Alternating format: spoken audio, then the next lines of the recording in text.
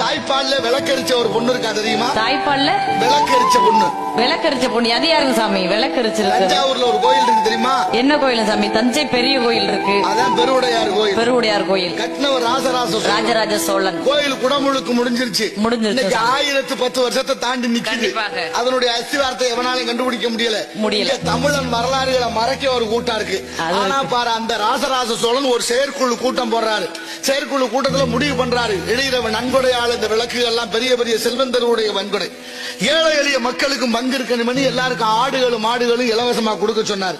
அப்படி இலவசமா கொடுத்துட்டு வருமானத்தை எல்லாரும் வச்சுக்கங்க, ஆனா கோயில்ல விளக்கு அணையாம பாத்துக்கணும், எல்லாருக்கும் ஒரு விளக்கு ஒதுக்கியாச்சு. உங்களுக்கு ஒரு விளக்கு, எனக்கு ஒரு விளக்கு, அவங்களுக்கு அப்படி எல்லாருக்கும் ஒதுக்கியாச்சு, பேர் எழுதியாச்சு.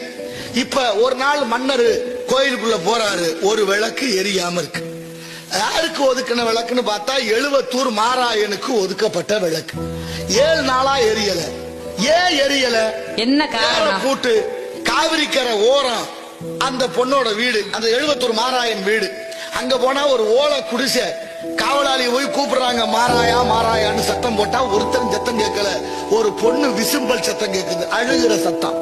அந்த பொண்ணு சவள பாஞ்சு எலும்பும் தோலுமா இருந்த குழந்தைய தோல்ல விட்டு வெளியில வர்றா. மன்னர் கேட்கிறார், யாரம்மா நீ? மாராயன் மனைவியா? ஏன் கோயில்ல விளக்கறியாம இருக்கு 7 நாளா? மன்னன் கட்டளையை மீறலாமா? சிவனுக்கு செய்கிற அபச்சாரமா இதுன்னு பேசுறார்.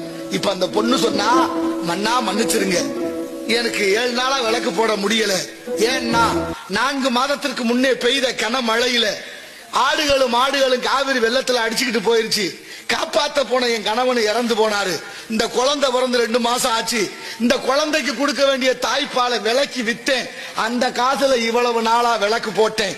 இப்ப தாய்ப்பால் வத்தி போச்சு, விளக்கு போட முடியலன்னா மெய்சில் இருக்குது. மன்னன் பதறி போன, பெண்ணே, பெண்குலத்தின் விடிவிளக்கு, இந்த கோயில் இருக்க வரைக்கும் என் பேர் இருக்கும், என் பேர் இருக்க வரைக்கும் உன் பேர் இருக்கணும். எவ்வளவு பெரிய தியாகத்தை செய்திருக்கிறார். குழந்தைக்கு கொடுக்க வேண்டிய தாய்ப்பாலை விலக்கி வித்த புண்ணியவதியே, உன் குழந்தைய அரண்மனை பார்த்துக்கிறோம், உன்னை அரண்மனை பணிப்பெண்ணாக்குன்னு சொல்லிட்டு அந்த கோயில்ல இன்னைக்கும் கல்வெட்டு இருக்கான். தாய்ப்பாலில் விளக்கரித்த பெருமை எழுவத்தூர் மாராயன் மனைவி வரகுணாளுக்கே என்று. பொம்பளை புள்ள பிறந்தா வரகுணால்னு பேர் வைங்க. எவ்வளவு மகத்துவம். யாராவது பேர் வைக்கிறாங்களா?